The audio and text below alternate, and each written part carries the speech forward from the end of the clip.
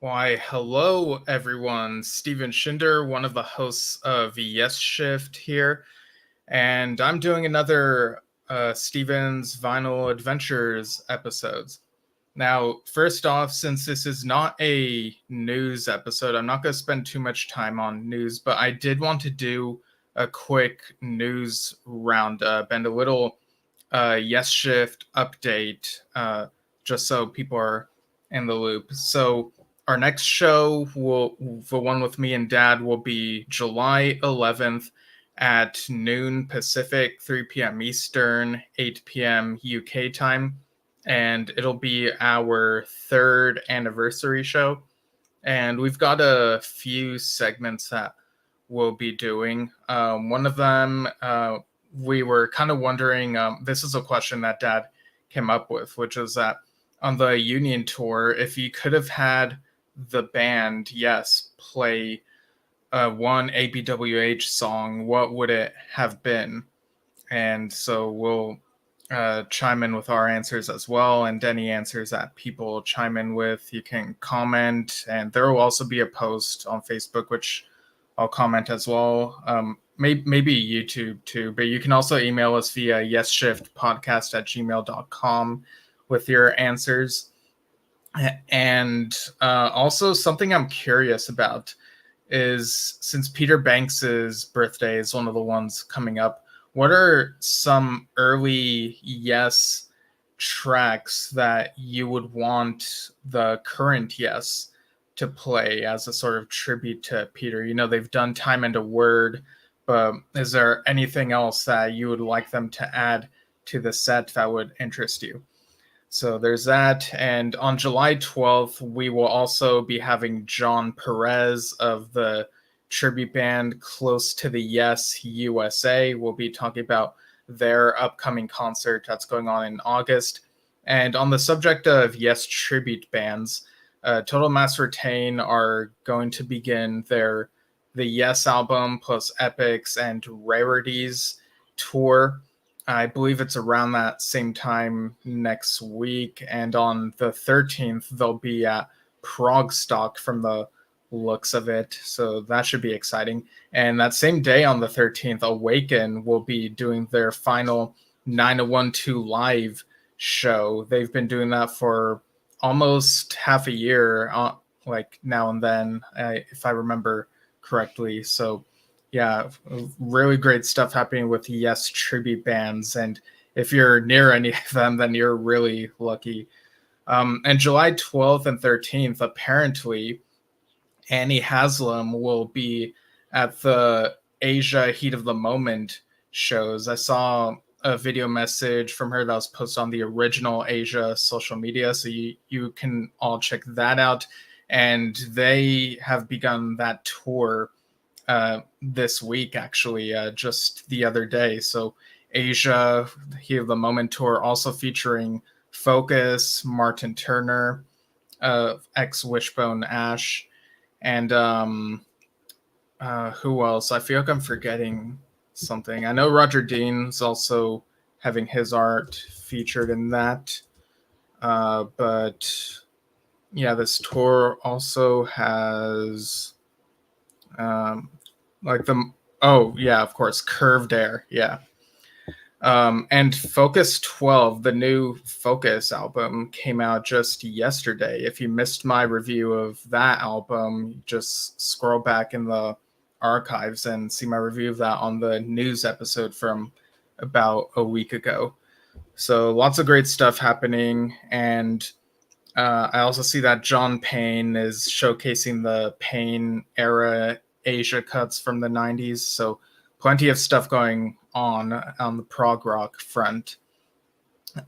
So yeah, that's a little news roundup before the main topic of this episode, and just giving people a glimpse of the Yesshift episodes coming up. But for this Steven's Vinyl Adventures episode, I am featuring the Caligula's Horse album, Charcoal Grace.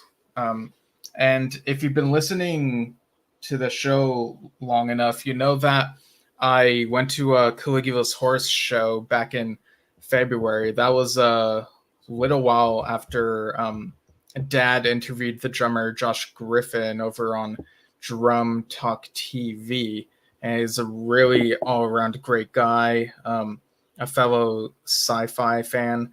And that show was incredible. You know, I did a whole review of that show, which also had Earthside. It was a double bill thing, and it was incredible. Like, just great prog metal all around, and just a really memorable experience. I think on that show review, I actually forgot to show something. I did show the poster. Wow, I'm saying show so much. That's, but I did feature the tour poster, but I forgot to feature the what's it called? The guitar picks that were uh, given to those of us who did the VIP thing beforehand. So they came in this rotated, so that's correct. Yeah, this little container here, circular, and I'll go ahead and show the picks real quick before I focus more on the record itself. So we got Dale Prince, his pick here. It's orange. It's got his initials. Yeah, I know the camera's a tiny bit fuzzy. Got Sam Vallon. This is a white one. Same deal. Initials on one side, Caligula's horse on the other. And its final and third one. It's got the album cover sort of shrunken down. That painting right there, and then Caligula's horse on the other side. So really nice collectible items to have from that experience. I like the sound they make when I put them back in the thing. Yeah, and this album, Charcoal Grace, I've listened to it before, but this was my first time listening to it on vinyl because I got this record player quite recently. And one sec. So I've been sort of going back through these vinyl records that I've acquired and been given and giving them a listen on this thing. So I was able to listen to both of these discs. I'll go ahead and take the first one out. And, this is quite modern, the music. But listening to it on the record player, it kind of felt like it was going through a filter that made it partially sound like it was, recorded a while further back, even though it sounds very modern. I don't know if that makes sense, but yeah, it's a strange experience going through these. So I'll go ahead and show side A. So this has the World Breathes, which is 10 minutes, and Golem, which is 5 minutes and 20. And this is a white vinyl record. Looks really nice. I feel like white is not the first color I would have guessed would be for this particular album. I would have thought maybe the shade of blue that's sort of in the background on the painting, but it still looks really nice. And then you have side B, which includes the whole Charcoal Grace epic. It's 24 minutes long, so that's how you know it's prog, right? Yeah. Let's see. All right, so I'll go ahead and show the second disc now. And it was quite a different experience listening to these on a record player, as opposed to, I listened to these without headphones. So I was sort of used to the huge sound being really up front, whether it be on headphones and digitally or seeing the band in concert. So there was a little bit of a disconnect, but I was still like really admiring the music and the musicianship on here. So that's the second disc in a white sleeve. I'll go ahead and take it out carefully. And this only has music on one side. That's side C, which has Sails, the Storm Chaser, and Mute. Sails is 4.5 minutes. The Storm Chaser is almost 6 minutes. Mute is 12 minutes. The Storm Chaser, I'd forgotten how late on the track list it was, like how further down on the track list it was, because I believe that was the first Caligula's Horse song I ever listened to, checking out the music video in preparation of Dad's interview with Josh Griffin. And the other side, there's no music on this side because it's just the three sides. So sometimes with these things, I kind of wish that the backside had a couple bonus tracks, like maybe a couple live cuts from live shows. But either way, it still looks nice. And there's also something else that one sec. I don't remember if I noticed this the last time I talked about Caligula's Horse, but this also comes with this little booklet that has the lyrics and as well as some photos. And the lyrics are kind of written out in these blocks and instead of just line by line. I do wish it was line by line because I feel like for my eyes it's easier to read that, but it's better to have the words than to not have them at all. So I do appreciate that at least. And these are really great photos. Holding them up to the webcam just wouldn't do them justice. Let's see. And you, of course, let me put this back in the sleeve. But yeah, I really love the heavy sound. Well, Caligula's Horse's sound gets heavy, but also like sort of ebbs and flows, gets in these moody moments, and I really like that. It's really cool. Like the title track, the epic in particular, Charcoal Grace, it goes through these different moods, and it's really incredible. So that's what the inside looks like. It's kind of, because the background is black, it's kind of tough to feature against this webcam. But something I thought was funny was this particular credit. So we got Jim Gray on vocals, Dale Prince on bass, Josh Griffin on drums, and Sam Vallon on guitar and everything else. But under that, you have Sophie Willis on flute and clarinet on tracks 1, 3, 4, 6, and 9. Victoria Taylor, trumpet on 3, 4, and 6. Samuel Andrews, violin on 1, 3, 4, 6, and 9. And Kate Darapas on cello, tracks 1, 3, 4, 6, and 9. And produced by Sam Vallon, audio engineering by Sam Vallon and Jared Adlam. Additional engineering by Dale Prince, mastered by Forrester Savell, arrangements by Sam Vallon, notation and additional arranging by Sophie Willis, recorded at Q Sound and Machine Lab Studios, cover artwork by Chris Panettiere, I'm not sure how it's pronounced exactly. Album layout and design by Chris Mangos, album photography by Dale Prince.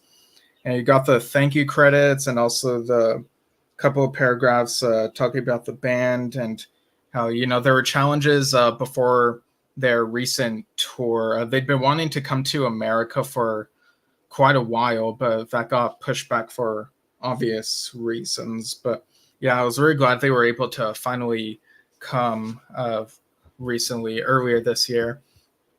And yeah, listening to this album on the record player, I don't remember if I showed the backside, but listening to this heavy sound while doing like mundane chores, like doing some cleaning, and having this prog metal album on, it was a little bit of a disconnect, but kind of nice thing to have on. And also I had the window open and I could hear some birds inside. So there's kind of a juxtaposition. It was kind of a funny contrast. But yeah, Caligula's horrors, they are huge. I remember back at the show, overhearing people compare them like to the likes of Dream Theater and Haken, and like they're high up there with in that genre. So yeah, I'm really glad I was able to see them earlier this year.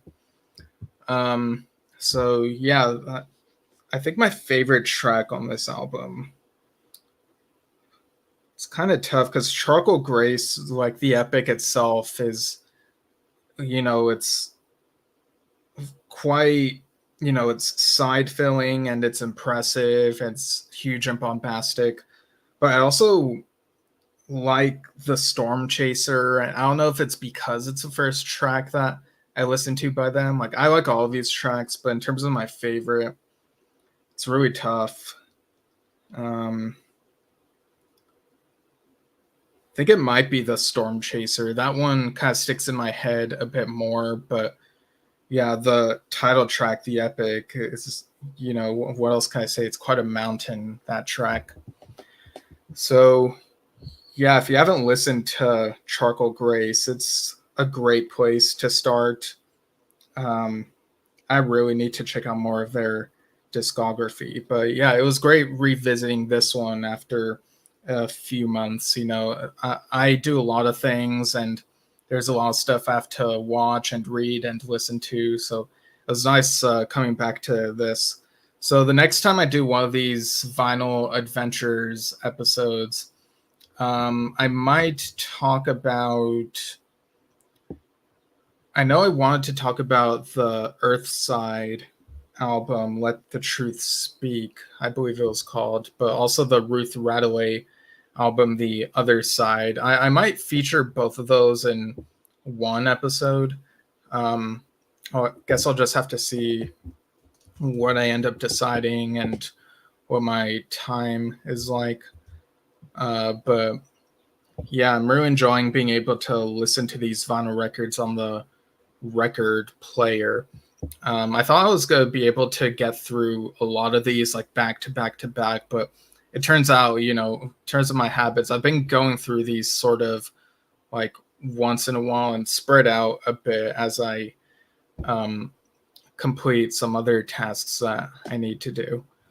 But yeah, let me know what your favorites are from this band or from others. And yeah, tune in on July 11th, noon Pacific. And Dad and I will be doing our 3rd anniversary Yesshift episode. So very excited about that. And also follow Drum Talk TV. Dad's going to be interviewing Derek Ferguson of Reefestramus.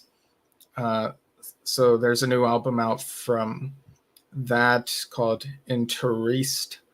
It's over on Bandcamp. So yeah, Reefestramus. And yeah, lots of stuff going on. So follow both pages if you want to be in the know. And yeah, thanks for tuning in and have a great day, everyone.